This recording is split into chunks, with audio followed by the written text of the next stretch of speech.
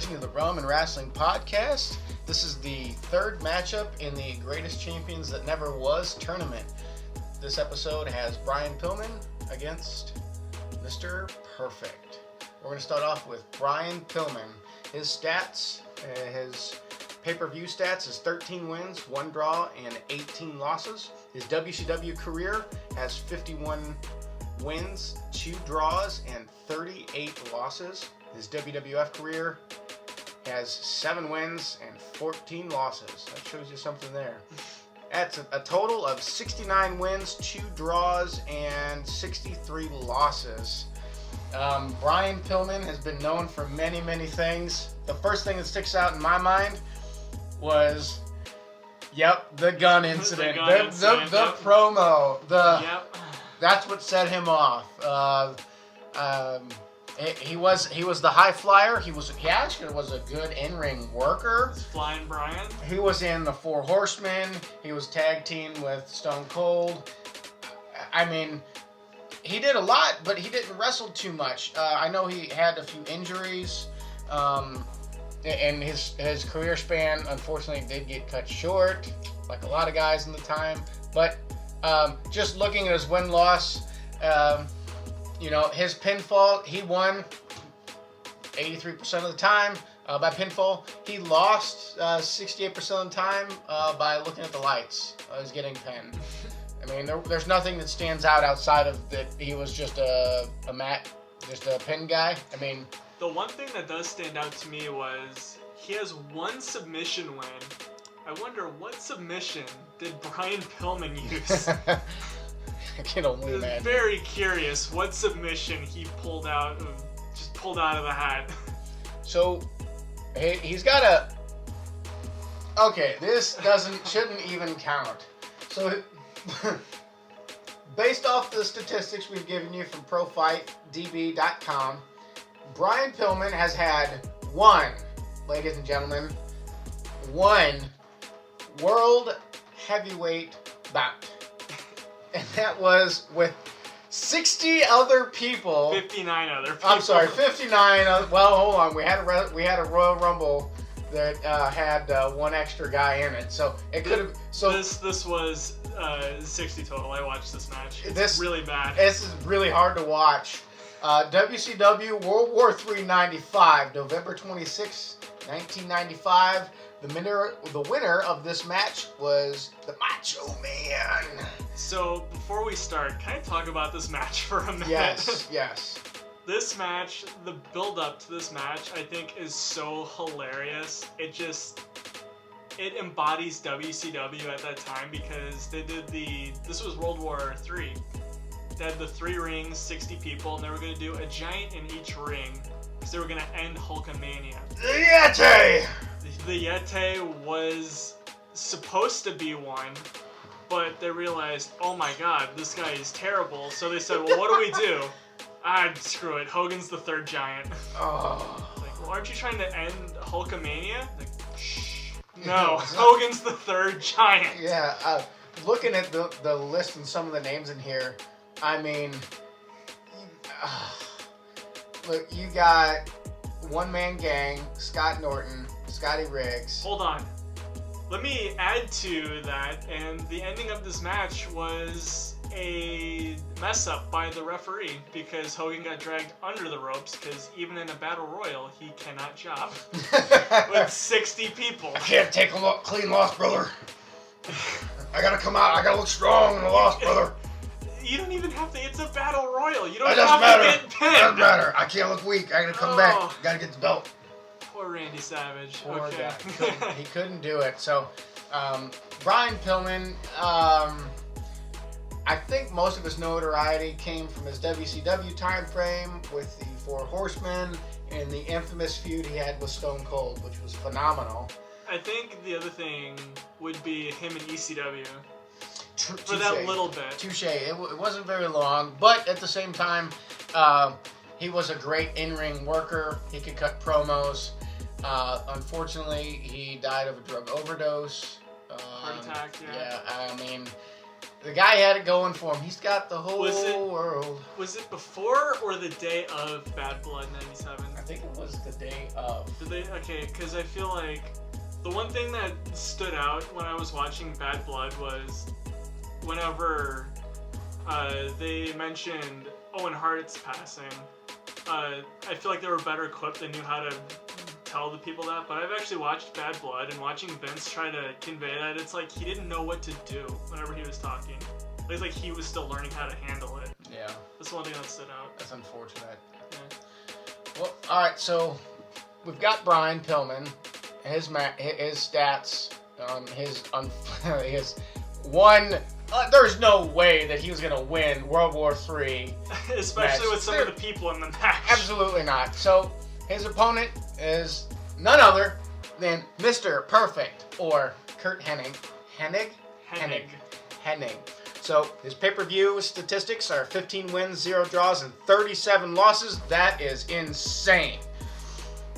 WCW has had 88 wins, 6 draws, and 100 losses. Still don't understand that. In WWF, he had 163 wins, 7 draws, and 51 losses. That is where his majority of his wins came from, with a total of 266, or 58% of the time, he was winning the match, with 172 losses.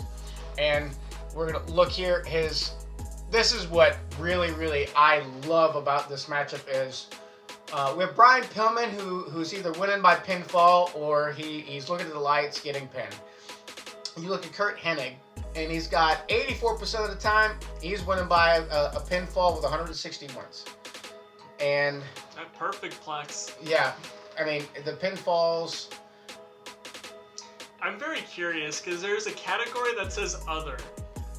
I'm not real sure. What happened there? Well, Pro Fight DB, I don't know. The wins aren't adding up a whole lot, but if you look at the losses, however they have been recorded, he's losing 51% of the time by pinfall, which a staggering number jumps out. And this is probably when he was heel.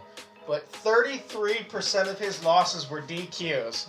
And whatever way that goes, that's a high percentage. So there's a good chance if Curt Hennig is losing, it might be by a pinfall, but it might be because he's using an object or getting disqualified. He could have been in the NWO and there's a run-in after a run-in after a run-in. But I find that just amusing that there's that many for him. Yeah. Well, it appears that he's had quite a few opportunities at title belts. His notorious Intercontinental title, fighting and feuding with Bret Hart, ultimately having a back injury, working through a match, refusing to just vacate the title and just let somehow Bret win it, but he pushed himself through it, going through multiple injuries. Being well-rounded enough to be able to sit at the desk and do some commentary while he was injured, going from stable to stable and going through from unworldly matches. Yeah. I'm just throwing this out there. We pointed this out earlier outside of this episode, but NWA TNA Weekly Pay-Per-View number 26, January 8th, 2003, Curt Hennig defeated David Flair in an axle handle on a pole match. That is...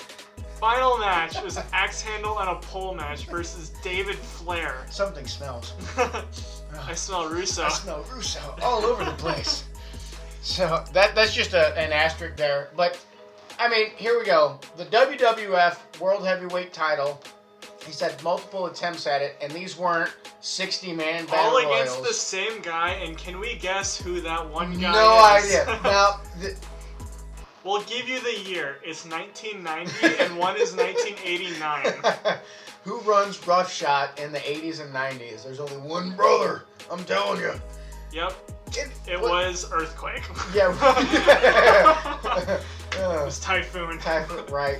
But he's had, 5 title shots, World Heavyweight title shots. One was an MSG show in 1990. The only televised match.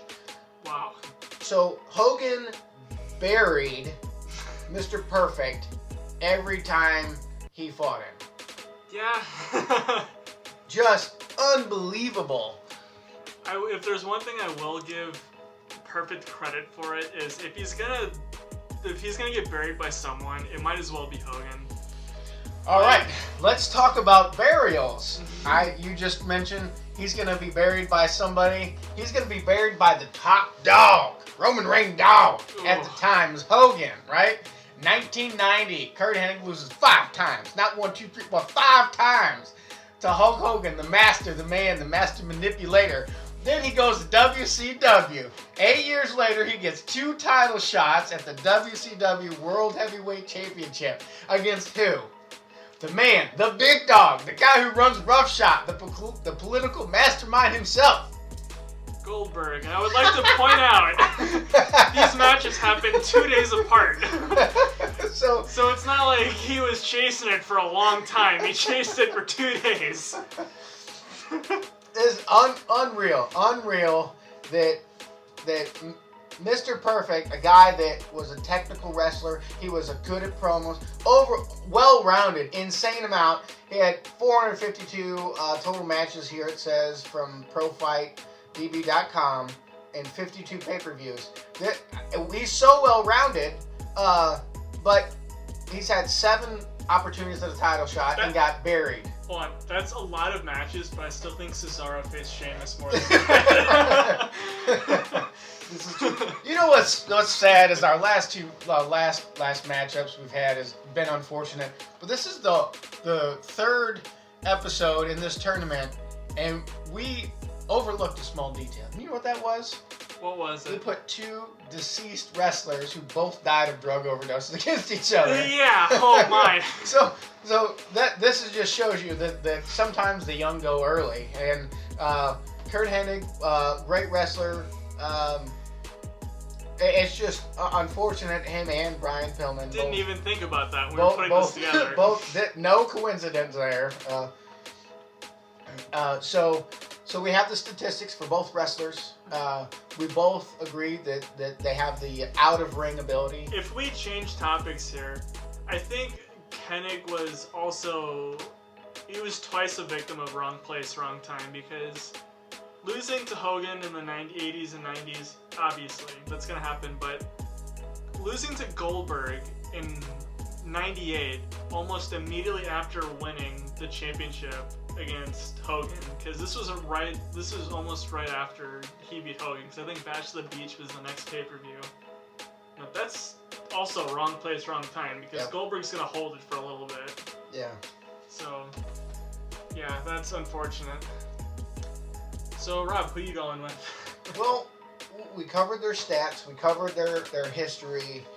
We both talked about a little bit about the ability that they have in and out of the ring. And based off of just his pure love for the profession, his overall ability, and I would definitely say that this is a hard bout, a little bit harder than our last matchup, but I'm going Mr. Perfect. I would also go with Perfect, and I think the main reason why I would put Perfect ahead of him is because I can remember distinctive Mr. Perfect matches. When I think of Brian Pillman, I don't think of matches, I think of moments. Like, I think of out-of-ring moments. Like, I remember him, annoying Arn Anderson in the Four Horsemen. I think of him with the gun. I think of him in ECW, just kind of taking over the show. I can't really remember that many Brian Pillman matches, in ring. I know, he was a good in-ring wrestler, no complaints, but I can't remember any, oh my, this is definitely, match of the year. So, I'm gonna go with Perfect on this one. No. Any final thoughts, Rob? I would say that, unfortunately, both of these guys did die from drug abuse, which is just ironic, but they're both put in the same place as very good in-ring wrestlers, very good at promos. They're legends. There's no doubt about it. Just this matchup in particular, Mr. Perfect advances on to the second round of Best Champions that ever were.